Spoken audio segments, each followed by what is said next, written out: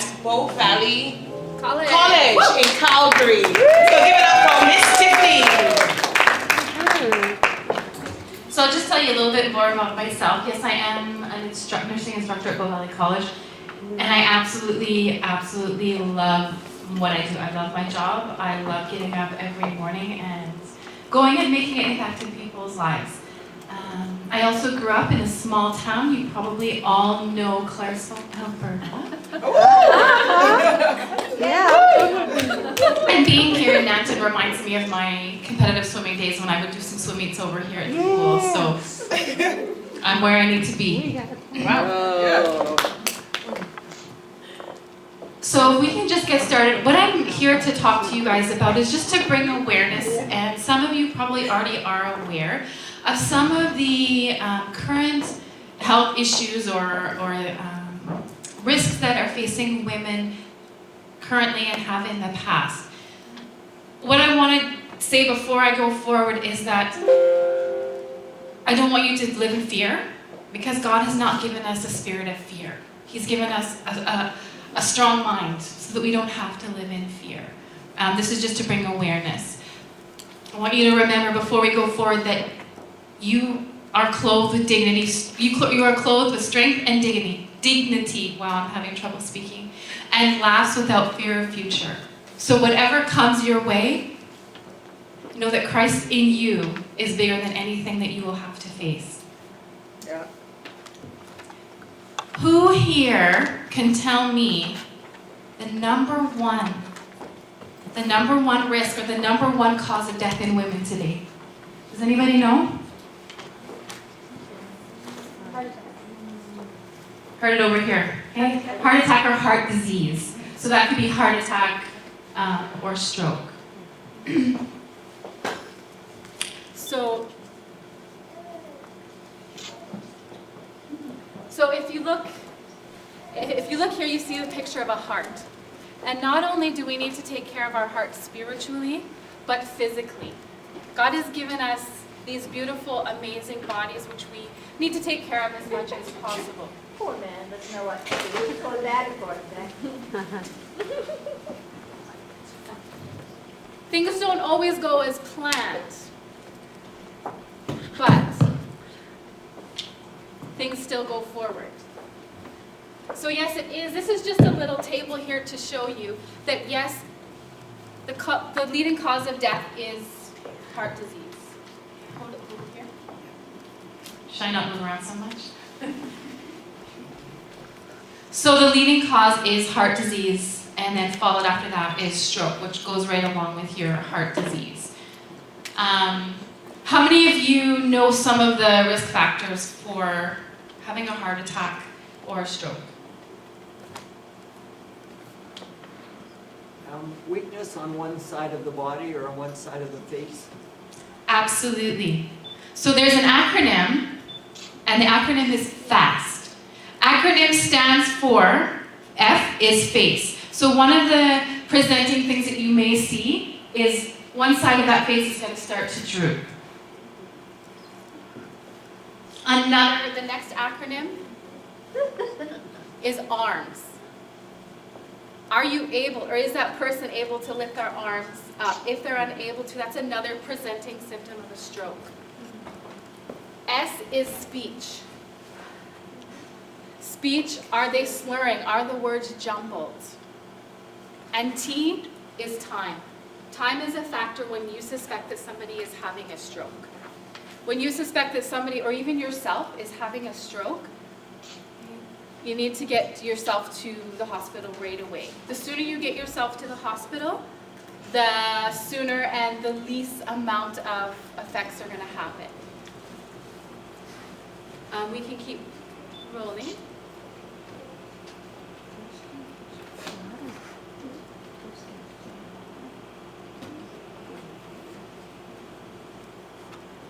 So it looks like we've frozen a little bit, but that's okay.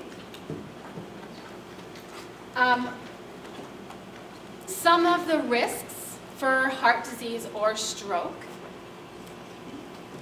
what do you think some are?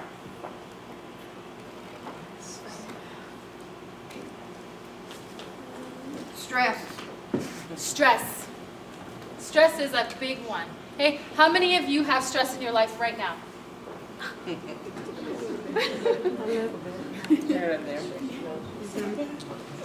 So these here are just some more statistics in regards to heart disease. 1 in 3 women will die of heart disease in Canada. 2 in 3 women of Canadian women are at risk for cardiovascular disease in the next 10 years. And of course, it is not only the number 1 killer here, but it's also the number 1 killer worldwide. Can anybody think of someone that they know who's either had a heart attack or a stroke? Oh, yeah, of course. Most of us know someone who are close to us who've either had a heart attack or a stroke. But after someone has had a heart attack or a stroke, that isn't the end. I actually have a student who, she's in her early 40s. 2 years ago, she had a stroke. And at that time, she thought her dream of ever being a nurse, being what she's always wanted to be, was over. Through a lot of faith and a lot of hard work, she is about to do her preceptorship, so that's her last and final. I didn't even know that she had had a stroke until she came to me and told me. And that was because she recognized in the beginning that she was having a stroke, got herself to the hospital and got that treatment right away. Heart attack. When you think of heart attack, often we think of someone a little bit older. Okay, that's a myth. Heart attacks can happen even in the young. One of the big risks is your smoking and birth control pills. So it's important for women to know if they are on birth control, what kind of birth control they're taking.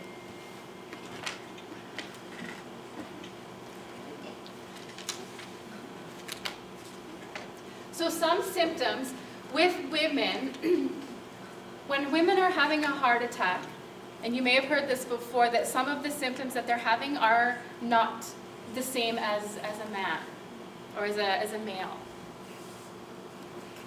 So the typical is sweating, nausea, lightheadedness, okay, back or jaw pain. Chest pain is the major identifier that you can probably relate to. Shortness of breath, pain or discomfort, usually radiating down the left arm. For women, sometimes it's just some shortness of breath, and they're just feeling unwell. They feel like something is different, something's not right. If that's what you're experiencing, go get yourself checked out.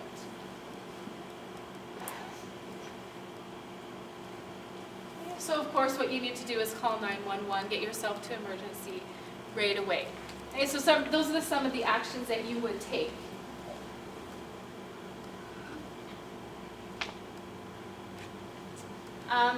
The other one is, we talked about heart attack, and the other one is stroke. Stroke happens in the brain. So with stroke, that's where that FAST acronym comes in. So facial droop. You're going to, the arms are you're probably not going to be able to lift your arms. And that slurred or jumbled speech and time. The longer you wait, the more at risk for long-term complications. This is just a picture of the brain. Our brain operates, different parts of our brain control different areas. So we can just keep going. So there's that acronym. So FAST. Face drooping, arms, can you raise both? Speech, is it slurred or jumbled? And time, get yourself, or call 911 as soon as possible. So the question now is, are you at risk? So some of the risk factors are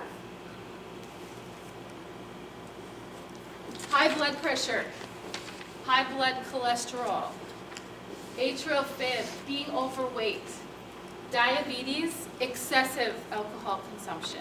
Okay? It's not that you can't consume alcohol, it's just of excess. Smoking, stress, and physical inactivity.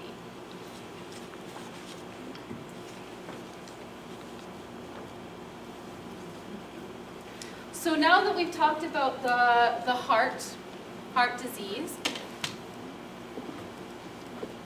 another issue that you probably can think of someone in your life, someone close to you, is breast cancer. I can think of 3 offhand, my age, okay, early 30s, who have been diagnosed with breast cancer. The big thing is knowing how to identify irregularities to determine if you need to go get your breast looked at. So let's keep going.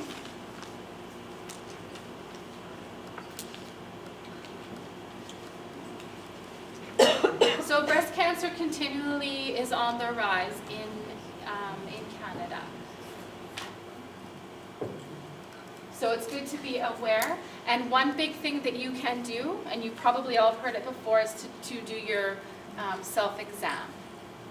Okay, so that's just looking for irregularities, you're feeling, looking for lumps. One of the best people that's going to notice those irregularities is if you have a spouse or a partner.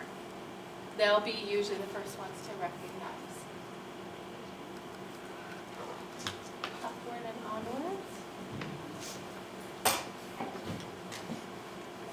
Oh, it's frozen. Okay.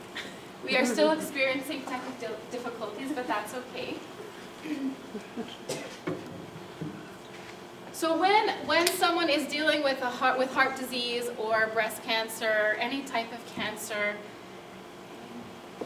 it can be very, very stressful. There are some known risk factors for breast cancer. So age, gender, obviously, 100 times more common in females than males. Of course, we know that males can get breast cancer as well, but not as common. Those women who delay having children, there's been a link, and because it has to do with hormonal balance. Those who are taking replacement hormone therapy are at increased risk. The makeup of your breast, so if you have more of a dense tissue, you're more at risk.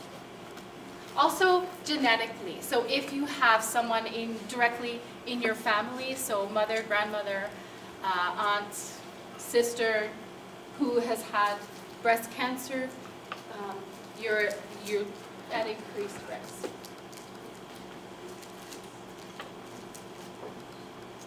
So it's important not to live in fear, but to be aware.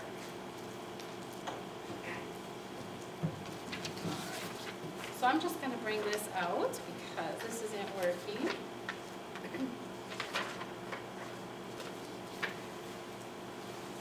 Something else I wanted to talk about as well is depression.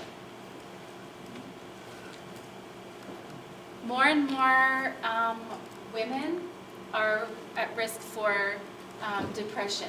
Let's think about our current times right now. A lot of people have lost their jobs. They see no hope. If you're going through traumatic events, you have no way of coping. It's easy to get in that depression state. Dushima was mentioning as well, as women, there's high expectations on us, and so when we feel like we're failing those expectations, okay? I'm a mother, I'm a wife, I'm a daughter, I work full time. When that stress gets there, and sometimes I feel like I'm not being the wife, I'm not being the mother, I'm not fulfilling what I should at work, I start to listen to those voices in my head. You're not good enough. You're not where you need to be.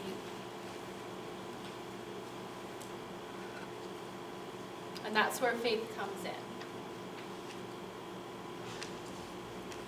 That's where you have to realize who you are in Christ. It brings me to the verse in Philippians 4 verse 6 and 7.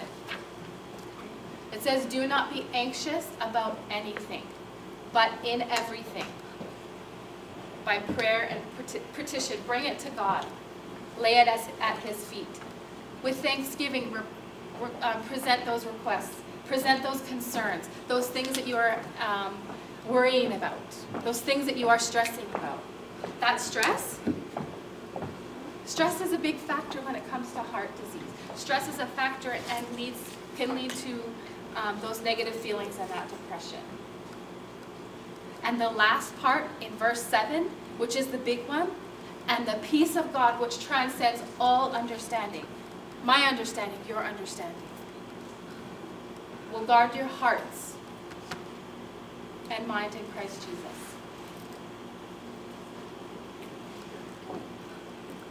Just to end off quickly, I'm all about prevention. One way,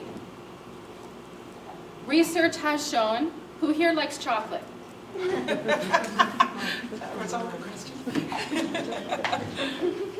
Dark chocolate specifically has been shown to contain a high level of antioxidants. There also has been research done to link that dark chocolate, it has to be dark chocolate specifically, to help with heart disease, to help with those who have diabetes and with the insulin absorption. So I want everybody to step up to prevention, have a piece of dark chocolate, and take a step forward. I don't like dark chocolate.